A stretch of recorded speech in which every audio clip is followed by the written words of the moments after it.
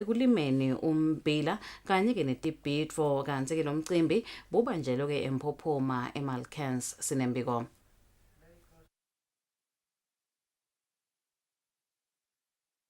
Kusebenza ngekutimisela kuyabhadala ekugcineni. Lesisho sikhombe kuba liqiniso ngesikhathi balimile abahlabene lapha eveni batfola imihlomelo ngaphansi komncintiswane wabo balimi lobanjwa njalo ngeminyaka. Lo mncintiswano uhlukene kabili njengoba kuhlonyeliswe labo labahambe embili ekulimeni ummbila kuphindze kuhlonyeliswe labo labahambe phambili ekulimeni tibhidvo. Lo msebenzi ubusiswe kuba khona kwemhlonishwa Ndvunankhulu Dr. Barnabas Sibusiso Dlamini. Umhlonishwa Ndvunankhulu seketfula inkhulumo yakhe uchazile ukuthi isifiso semakhosi elive kanye nesifiso semaswati onke kuthi kubete liswati lelilambako lelilala lingakatfoli lokuya ethunjini kanti kungako kungumgomo welive ukuthi likwati kutilimela kuthi libe nekudla lokwanele nakuthi kulinywe lokho lokutawuthengiswa. Uhulumende wembube unemasu bekunene njengoba induna ichaza lokunyenti le nasiwasebenzisa lawo masu live vele litawusitakala. Lesikwatiko bekunene ukuthi umhlaba awusiye wonke lonawo. Bakhona labanawo umhlaba wekulima, bakhona labede. Lokusho-ke ukuthi nebekunene labo labanawo umhlaba awusebenziseke kahle. Labo labanawo umhlaba kodwa ngetizathu letitsite bangete bawusebenzisa abawuboleke labanye labafuna kuwusebenzisa.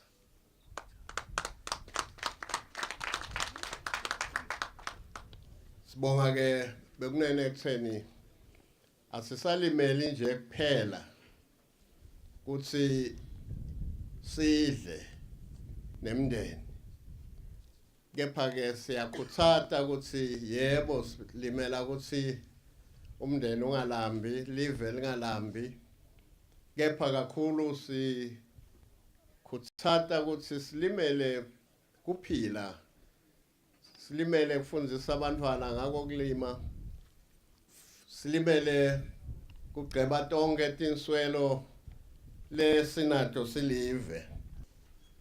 Kwentekile ke bekunene njengoba sathi sibalimi ukuthi sike sayiswela imvula. Kepha sibonga umdali ukuthi kulomnyaka lophelile etindzaweni letinyenti eSwatini sibenayo imvula lenele. Kungako ke sibona njengoba indvuna ibika ukuthi ukukhicita kwemmbila, ukukhicita kwetibhidvo kukhulile. Sekusele kancane ukuthi silime ummbila lowenele ukuthi singakwati ukuthenga khashana. Sethemba ke ukuthi kule minyaka lemibili lemithathu umgomo welive ukuthi sithole ummbila lowenele. Ndvunankhulu ubongeke tinkampani tahulumende i-National Maize Corporation kanye ke neNAMPOD ukuthi basukumise lemincintiswano lekhutsata ke bona balimi ukuthi basebente ngekutikhandla kude ke batfole sivuno lesisetulo. Sibonga bekunene ekutheni balimi bayisebenzisile le kusitwa nguhulumende noma lithunyela noma inhlanyelo noma ngitotgulumba. Siyethemba ke bekunene ukuthi nalonyaka sitawubambisana vele kube njalo. Liqiniso bekunene ekutheni kangwane kakhulu sibheke imvula. Bheke imvula ukuthi ine yenele. Kepha futhi kufanele sikwati ukuthi ingete yabakhona sonke isikhathi. Lokusho ukuthi ke bekunene kufanele lawo mandi lesiwathola siwonge siwasebenzise kahle. Sibheke ke bekunene ekutheni kube nato indlela le sitawufundiseka ngato ikakhulu usebenzisa wona kunisela ngemanti ngetimathonsi drip irrigation. Umhlonishwa Mvunankulu uthumise nenzima ledlalwa bomake eluhlangothini lwetekulima wathumisela ke namake Sonia Paiva kuthi yathole umhlomelo eluhlangothini lwetekulima esifundeni seAfrika waphindze wathumisa nabantu labasha labadingenelako tekulima kubika Sibusiso Ngubane etindzabeni teSwazi TV eMphophoma.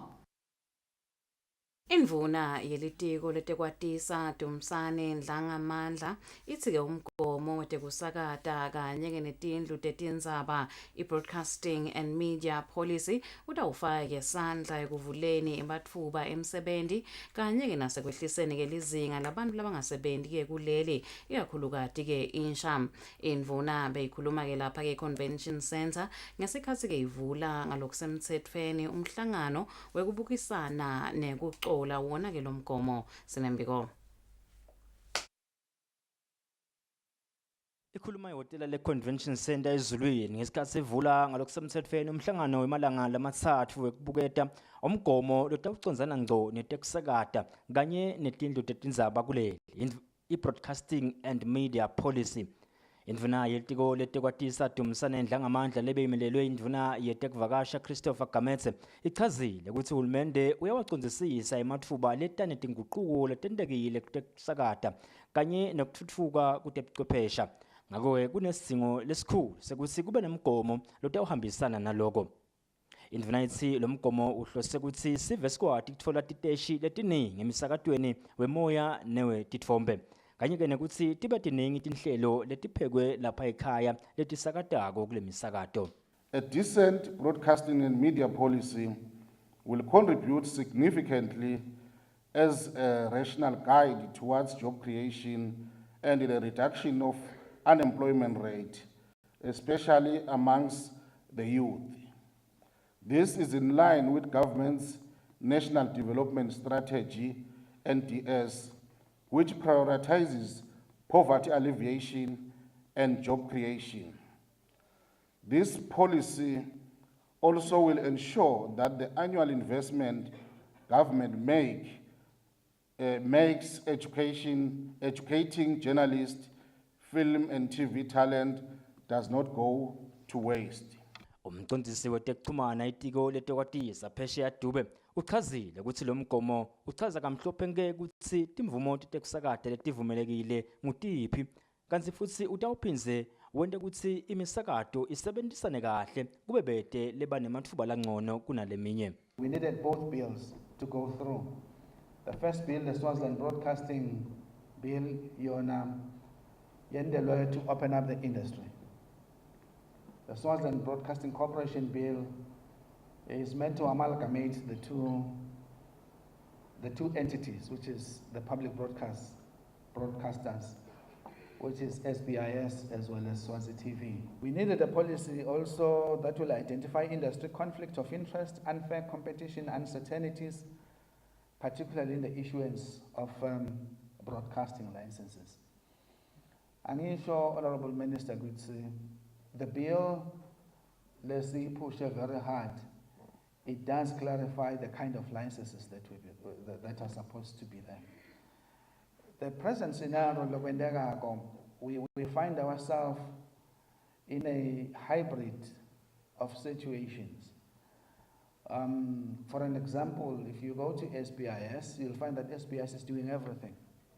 It's difficult to sort of class it as a community radio, as a public broadcaster, as a commercial broadcaster. So you've got all this, but this policy as well as the bill will make those clarifications.